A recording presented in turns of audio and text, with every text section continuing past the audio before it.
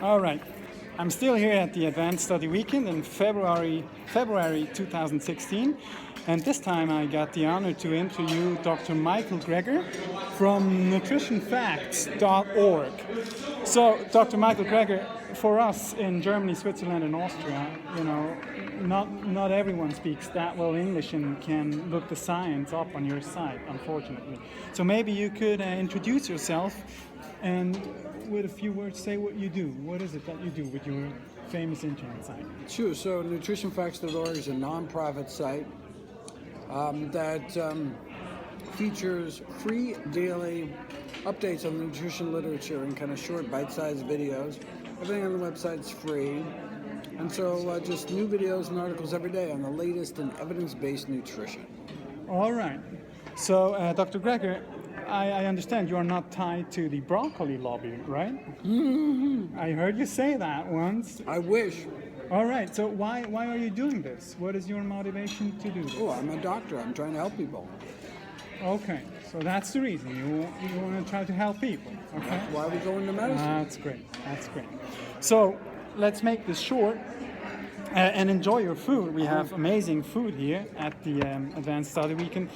Well, there is something I wanted to ask you that could be of interest for all of the public, Well, before I ask the question, maybe it would be great you could confirm something for us.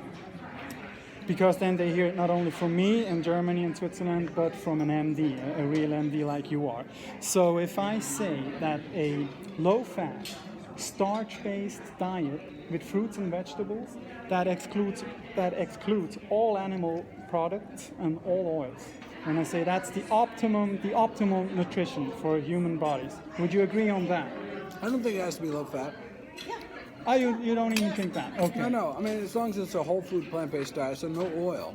All right. But as long as you're centering your diet around fruits, all right, vegetables, whole grains, legumes, beans, split peas, chickpeas, and lentils, nuts and seeds, herbs and spices, mushrooms, real food that grows out of the ground, I'm good. All right. So, and you also say, for example, today at your great lecture, that the whole literature is full of evidence, full of science that proves this, right? That this nutrition is really the best you can get, right? Uh-huh. All right. And you also say, and that's quite interesting, there isn't much or maybe even nothing that proves the opposite, right? Is that true? Oh, it's all about the best available balance of evidence. All right. So there are studies that show smoking is good for you. Yeah. There's studies that show smoking is bad for you. Yeah. But the balance of evidence suggests smoking is bad for you. And so you're a rational person, and so you say, okay, well, whatever the best science shows, so you don't smoke. All right. Yeah. Because that's what Now, that's not to say that maybe one day we won't find out that smoking really is good for you, but right now, that's what the evidence shows. All right, I understand. So, and that's what I wanted to ask you, really. That's the core point of this interview. I hear people say a lot, you talk about this, healthy diet, plant-based, but they heard that there is evidence that you should, consume milk or meat and stuff like that. So how do they do it? How do they set up studies that seem to prove that milk and stuff like that, or even smoking, as you just mentioned, is good for you, when we clearly know that cannot be true? How does that work? Can you make an example?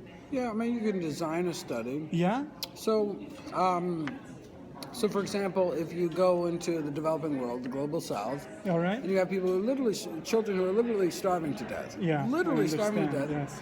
And you give them animal products, and there's lots of studies like this. All right. And all of a sudden they grow better.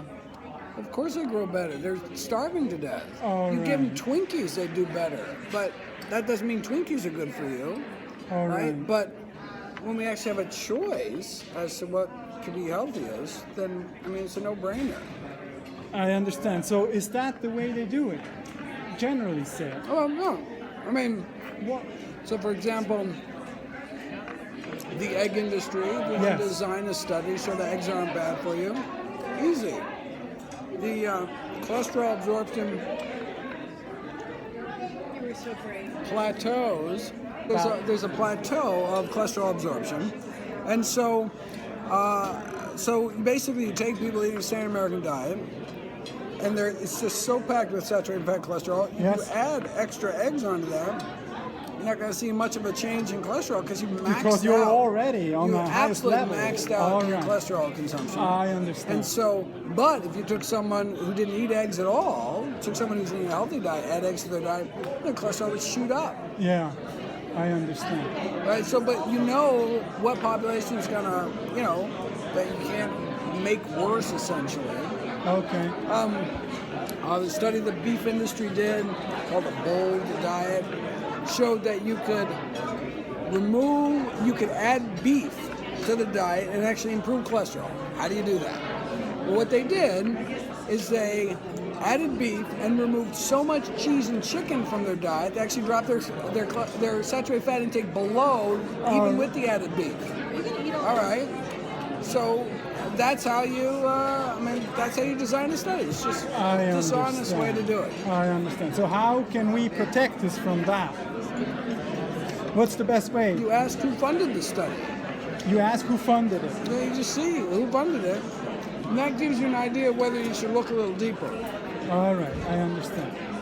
Okay, so I heard you appear to be a speaker in Berlin this year, April, at the Wegman 2016. Can't wait, yeah. Now, how exciting is that? That was very cool. How did that happen? Did they invite you? Yeah, they invited me. Oh, they came from it. All right. They've been inviting me for years, but I haven't been able to come out.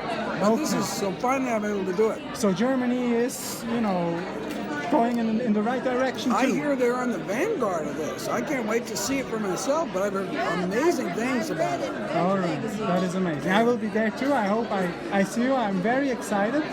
And as we close up here, do you have something you want to say to the public in the German language room, an inspirational thought, anything? Feel free. The book will be out Oh yeah. in German, in 18 other languages. How not to die. How right? not to die. Yeah. I don't know how that's going to translate, but I encourage people, check out the website, nutritionfacts.org. We have German translators going through and writing German transcripts. And so if you'd like to volunteer, if you'd like to see some of those videos, I encourage people to check it out. Thank you very much, Dr. Eck. I will put the link underneath the video, of course, to your website, to Great. the book, and thank you very much for your time. All the Fantastic. best for your future. Bye, Dr. Greg.